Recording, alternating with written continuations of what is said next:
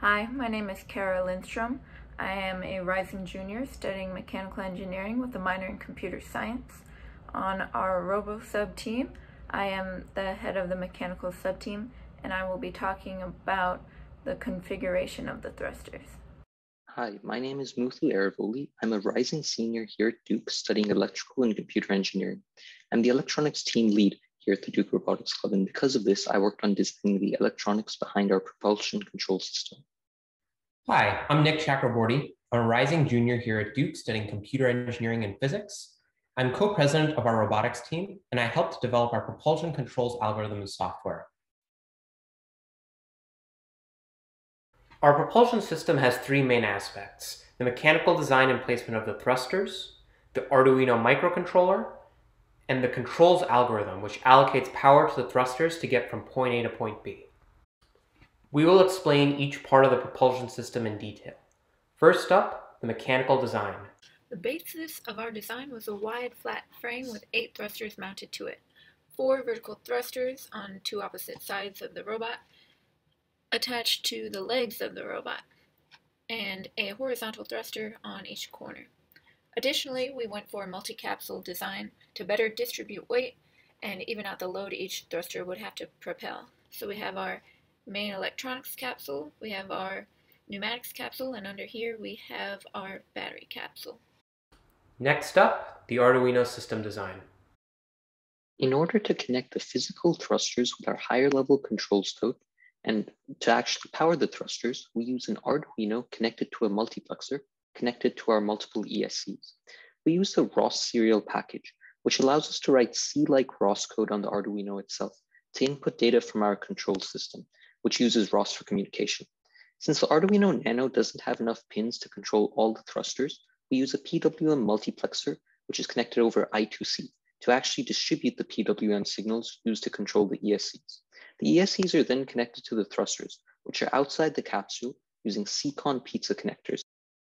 Lastly, our controls software design. Our controls algorithm is based on PID, proportional integrative derivative loops.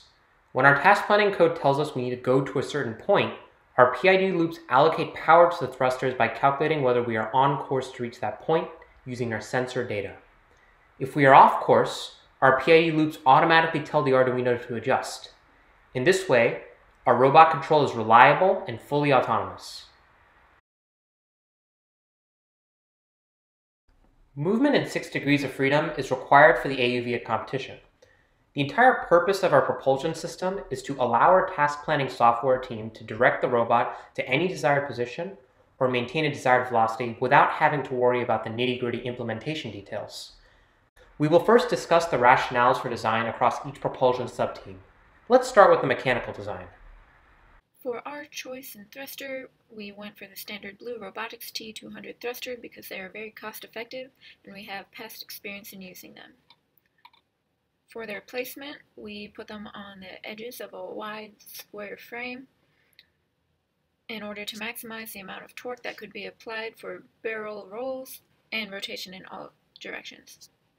Not only would this help us achieve basic movement and style tasks, but it would also assist in facilitating the position of actuators such as the claw, which is not yet in this model, and the torpedo launchers, which you can see here. Next up, the rationale for our Arduino system design. We use an Arduino to abstract the physical design of the computer we use away from the robot. The main advantage of that being we can use any computer. This allows us to easily switch computers back to our old NUC should the need ever arise. We use an Arduino Nano over the larger Arduino Mega due to physical space constraints in the capsule and to avoid unnecessarily long and complex wirings. With regards to the power distribution to the thrusters, we use the fused but unregulated battery voltage, meaning that the overall power output and the efficiency of the thrusters varies with voltage.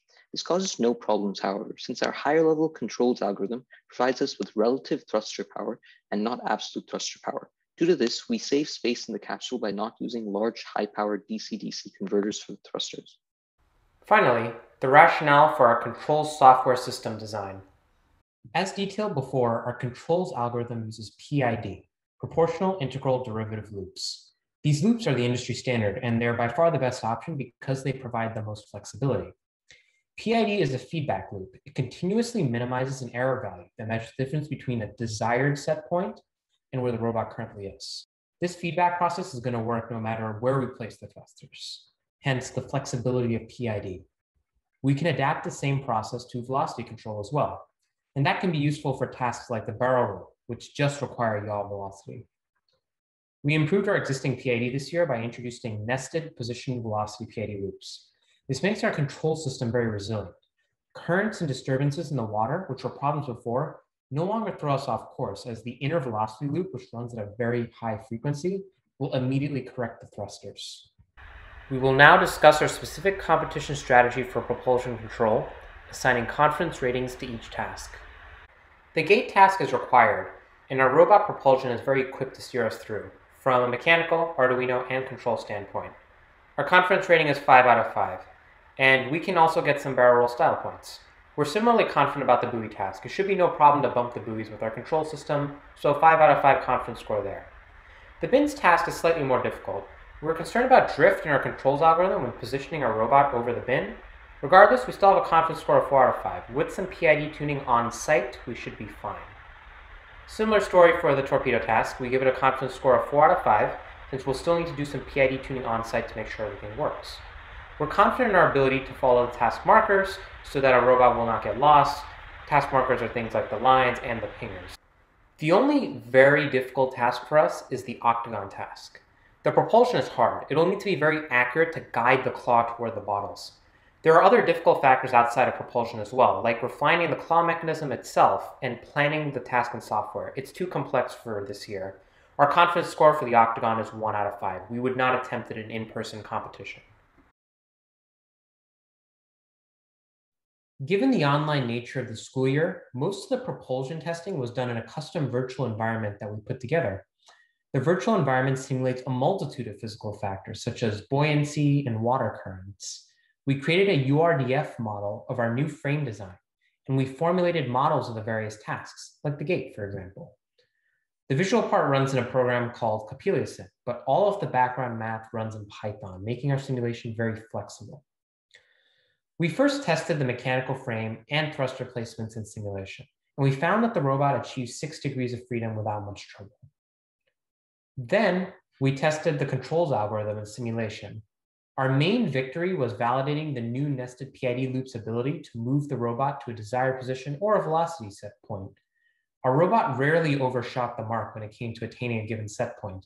The PID loops demonstrate resilience to currents and disturbances in simulation, which is a huge plus because those things happen in competition all the time, little currents and disturbances in the water. We were even able to tune the PID constants in simulation using a Ziegler-Nichols auto-tuning script. We simulated barrel rolls and rotations, and the robot performed well all around. Later on in the year, we were able to actually get in some in-person pool tests. Most of our testing results from simulation carried over to the actual pool, which is fantastic because that means that our virtual simulation is close to reality. The robot again demonstrated resilience to currents and disturbances while moving toward a set point. Even the robot PID constants carried over from simulation. We barely had to tune in person. Testing in person was important for validating our Arduino system's ability to tie everything together, because that's one thing we could definitely not test virtually. And it turns out everything works. All thrusters activated when the Arduino sent the signal, meaning the multiplexer system was working, and the power supply for the thrusters was sufficient. One concern we did have early on was that we had a few resistors in the circuit that overheated. However, we were able to resolve that by reorganizing and resoldering the circuit. The biggest propulsion challenge in past years for us have been depth holds, getting the robot to stay at a specific depth. However, our recent in-person pool tests have shown that our robot can actually perform the depth hold very well, even while performing a barrel roll. We credit our nested PID loop system for this new ability. We were able to do some additional mechanical testing in the large sink in our lab. There, we again verified that our robot frame and thruster placement could achieve 6 degrees of freedom. We also found that we were able to use significantly less power compared to last year for a roll, since our thrusters were more widely spaced apart, so that increased their torque. One thing we did realize in the sync was that 8 of the thrusters would have to be protected so they didn't get banged up during our rotations. So we designed thruster guards, and when designing these thruster guards, we hit the guards with mallets to test them. And we compared breakage locations to finite element analysis in CAD. And in that way, we were able to very quickly iterate the design until we had good thruster guards. Overall, despite COVID-19 restrictions, we were able to test all aspects of propulsion control quite thoroughly, both in a virtual simulation and in person. Our mechanical, Arduino, and control systems all work as they should. With this strong base, we're in a good place to truly develop our task planning algorithm to the highest level for next year's competition. In the future, we plan to do more in-person pool tests. This should get easier now with many COVID restrictions being lifted. The main purpose of these pool tests propulsion-wise will mainly be PID constant tuning. We want to make sure our controls algorithm is as precise as possible for next year.